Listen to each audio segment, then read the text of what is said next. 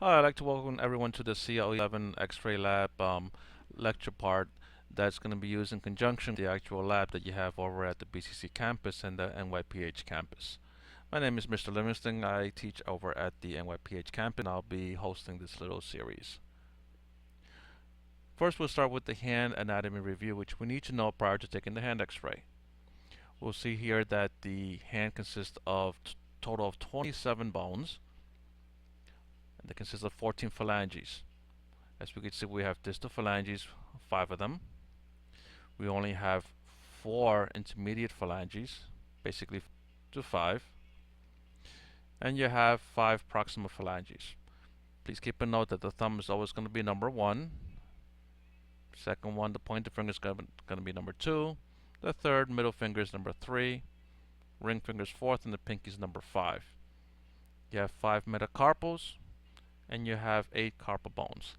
Radius and ulna will be down here, radius being on your thumb side, ulna being on your pinky side. Please keep note that the thumb only has 2 phalanges, the distal and the proximal phalanx.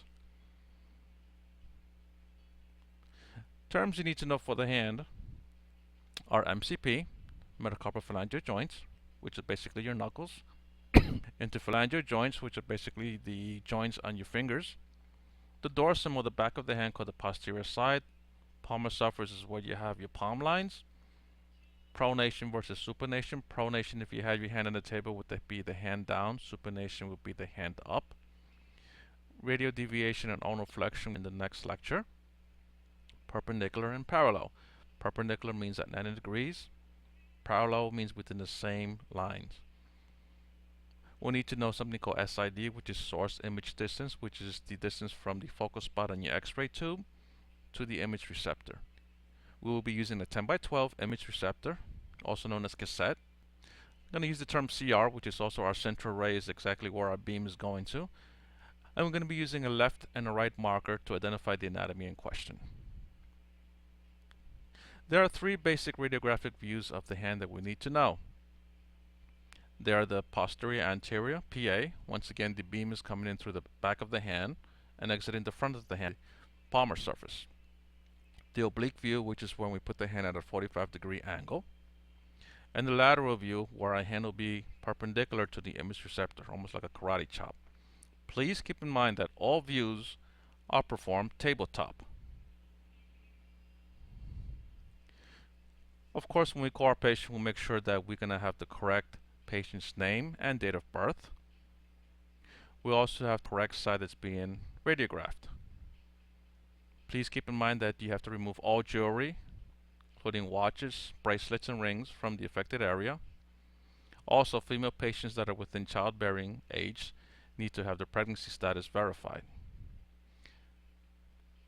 We'll start the examination by having the patient sit at the end of the table with their affected extremity placed on the table. One of the tips that I always tell my students is to effectively communicate with the patient by demonstrating views to be obtained with your own hand. What that means that if this is patients that don't speak English, have their hand placed on the table and place your hand next to theirs and just demonstrate exactly what it is you need from them. So of course you'll demonstrate the views that we're going to go over to them so that way they can cooperate with you.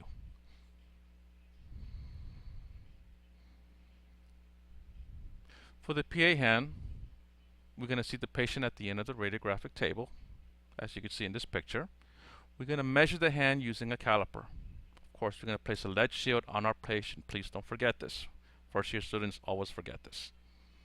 Adjust the patient's height so that their forearm is resting on the table, either the table or the chair that the patient is sitting on. We're going to flex their elbows to stabilize the hand. As you can see, the patient's sitting here at the end, almost 90 degrees to the end of the table, and they're sitting comfortably. They're not sitting here at this side, they're sitting at the end of the table, so that way it gives the technologist enough room to work with the X-ray tube. Notice that the tube is over the patient. There's a marker placed here. There should be a shield there also, but there's not. We have a 10 by 12 cassette, and we have something called a 40-inch SID for this particular case. And notice also it's tabletop.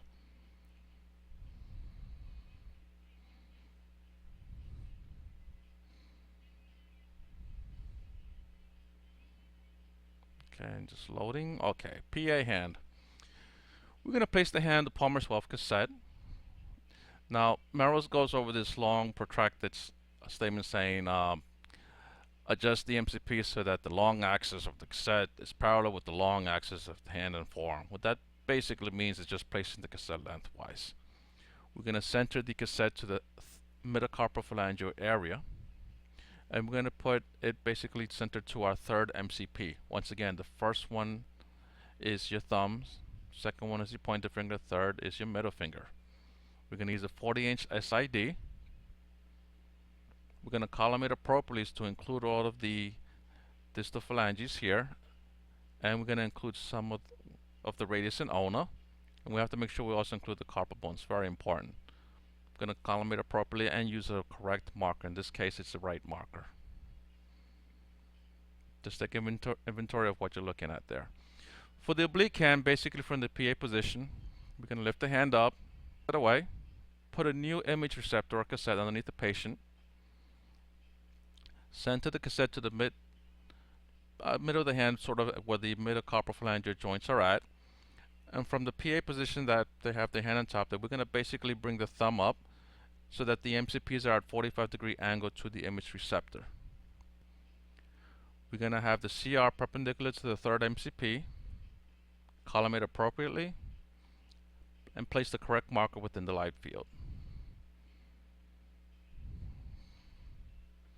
Demonstrated here is the oblique hand X-rays. We can see that it's nicely demonstrated here. We have a good collimation within the area. We have a correct marker here placed. The center ray is going to the third MCP, also demonstrated here, going to the third MCP.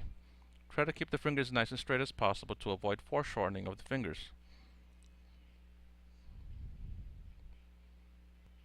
For the lateral hand, we're going to have a new cassette, 10 by 12 lengthwise. Of course, we're going to have the patient shielded at the end. But from the oblique position, we're going to have the patient bring the thumb completely up, sort of like a karate chop. Now, when you do this, you can't forget to tell the patient not to keep the thumb up. Bring the thumb down so that the thumb, the distal and proximal phalanx of the thumb are parallel to the image receptor. Going to center the cassette to the metacarpophalangeal region, column it appropriately, place the correct marker within the light field, and press your center ray to the metacarpophalangeal region. These are views of just the lateral hand X-ray here. Notice that the thumb is parallel to the image receptor, or our fingers one on top of each other. This will cause superimposition, but basically if there's any fractures within this area, the doctor will see if there's any posterior or anterior dislocation of any of the metacarpals or phalanges. Once again, let's make sure that we have the carpal bones within our film. These are views of the hand. Of course, by this time you should know this is a PA hand. This is an oblique hand. This is our radius. This is what we should include on our radiograph. We want to make sure that we have the radius and ulnar and upperly exposed. Keep in mind all the phalanx that are here, the middle, distal, and all of the MCPs that we have over here. Of course, this is an oblique where we have our hand at 45 degrees, and this is a good view that's showing the first metacarpal with our trapezium. And last but not least, we have a lateral hand X-ray here. Notice the thumb is extended so that it was parallel to the image receptor.